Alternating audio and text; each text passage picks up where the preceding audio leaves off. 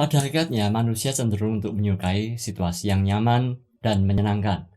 Kita menyukai sehat tanpa keringat, sukses tanpa gagal, kaya tanpa upaya ekstra, bahkan termasuk beribadah tanpa keluar dari rumah. Kita cenderung menjauhi kesulitan dan kerja keras, sekalipun itu mendatangkan efek yang baik dan sehat. Mengapa? Karena pada situasi yang menyenangkan, otak kita secara alamiah mengeluarkan hormon bahagia atau yang disebut dengan dopamin. Dengan munculnya dopamin, otak kita cenderung merasa rileks dan nyaman.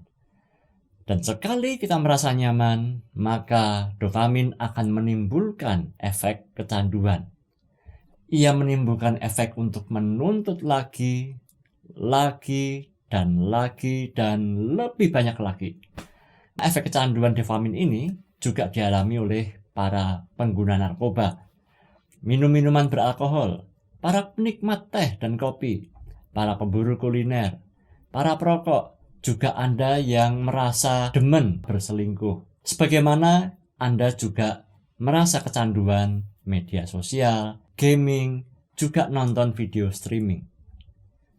Manusia yang sudah terlanjur kecanduan akan sulit berubah. Anda dan saya sering merasa enggan untuk berubah. Enak-enakan. Mengapa? Karena perubahan menyebabkan situasi yang tidak nyaman, tidak bahagia. Perubahan menuntut kita untuk kembali harus beradaptasi, putar otak lebih cerdas, kerja lebih keras. Perubahan adalah bentuk lain dari upaya, usaha, kerja yang tidak mudah. Sedangkan tabiat manusia lebih menyukai yang mudah, syukur-syukur murah, bahkan kalau bisa turah-turah. Nah, firman Tuhan hari ini mengajak kita untuk berubah. Bagaimana kita bisa berubah? 2 Tawarik pasal 15 ayat 3-6 bertutur kepada kita. Lama sekali Israel tanpa Allah yang benar, tanpa ajaran daripada imam dan tanpa hukum. Tetapi dalam kesesakan mereka berbalik kepada Tuhan Allah orang Israel. Mereka mencarinya dan ia berkenan ditemui oleh mereka. Pada zaman itu tidak dapat orang pergi dan pulang dengan selamat, karena terdapat kekacauan besar di antara segenap penduduk daerah-daerah. Oleh karena Israel sudah terlanjur kecanduan dengan gaya hidup yang seenaknya dan suka-suka, kecanduan hidup ngawur, maka Allah memperingatkan Raja Asa dan seluruh penduduk Yehuda dan Benyamin melalui Nabi Asaria bin Obed. Ayat yang ke-6. Bangsa menghancurkan bangsa, kota menghancurkan kota, karena Allah mengacaukan mereka dengan berbagai-bagai kesesakan. Tetapi kamu ini, kuatkan hatimu, jangan lemah semangatmu, karena ada upah bagi usahamu. Ketika Asa mendengar perkataan nubuat yang diucapkan oleh Nabi Asaria bin Obed itu, ia menguatkan hatinya dan menyingkirkan dewa-dewa kejijikan dan dari seluruh tanah Yudea dan Benyamin dan dari kota-kota yang direbutnya di pegunungan Efraim. Ia memperbarui mezbah Tuhan yang ada di depan balai bait suci Tuhan. Lalu apa yang membuat kita bersedia untuk berubah? Yang pertama, desakan faktor eksternal. Seperti situasi yang terjepit, situasi yang sulit atau sakit, ancaman hukuman seperti yang diberitakan oleh Tuhan melalui Asaria kepada Raja Asa.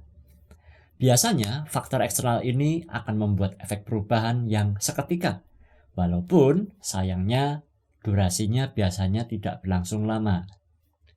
Maka Asa, ayat yang 9, mengumpulkan seluruh penduduk Yehuda dan Benyamin dan orang-orang Efraim, Manasye dan Simeon yang tinggal di antara mereka sebagai orang asing. Sebab dari Israel banyak yang menyeberang memihak kepadanya ketika mereka melihat bahwa Tuhan Allahnya beserta dengan dia. Mereka berkumpul di Yerusalem pada bulan ketiga tahun ke-15 dari pemerintahan Asa. Pada hari itu mereka mempersembahkan kepada Tuhan 700 lembu sapi dan 7.000 kambing domba dari jarahan yang mereka bawa pulang, sebagai tanda kesungguhan bahwa mereka mau benar-benar berubah. Suatu harga yang teramat mahal untuk menyatakan sebuah komitmen perubahan. Mereka mengadakan perjanjian untuk mencari Tuhan, Allah nenek moyang mereka dengan segenap hati dan jiwa. Setiap orang, baik anak-anak maupun orang dewasa, baik laki-laki maupun perempuan yang tidak mencari Tuhan Allah Israel, harus dihukum mati. Mereka bersumpah setia kepada Tuhan dengan suara yang nyaring, dengan sorak-sorai, dengan tiupan nafiri dan sangkakala. Pertanyaannya, mengapa persembahan orang Israel harus mahal? Mengapa harus dengan peristiwa hidup dan mati? Karena jikalau tidak mahal, jikalau tidak berkait dengan nyawa, maka sifat manusia cenderung bertoleransi pada sikap malas. Sikap malas, enggan berubah, akan muncul kembali. Jika Anda sudah merasa berkorban, jika Anda sudah merasa membayar harga yang mahal, maka tidak ada pilihan bagi Anda untuk berhenti. Sebab berhenti adalah rugi. Jika Anda sudah niat untuk berubah, Anda harus tandai perubahan ini dengan suatu tanda yang mahal atau berharga. Tanda perubahan ini biasanya harus kita bayar dengan mahal, dengan kegagalan, dengan pengalaman buruk karena denda yang mahal. Tapi juga bisa berupa hadiah dengan efek yang lebih bahagia daripada hidup yang lama.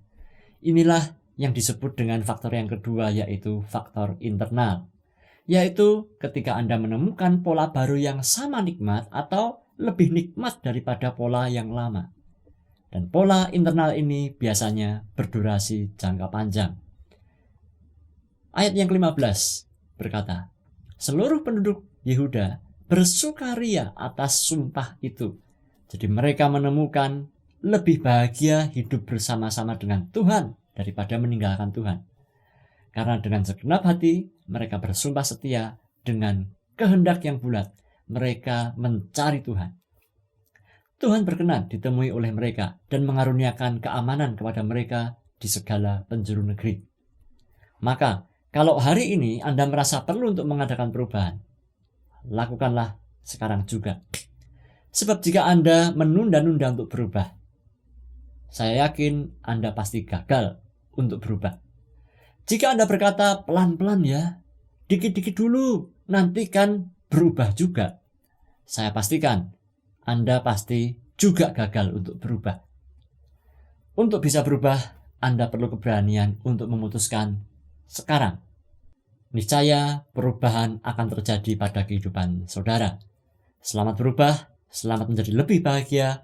Sampai jumpa pada Bina Iman GKI Kelas sebelum mendatang. Jangan lelah menjadi pribadi yang lebih baik.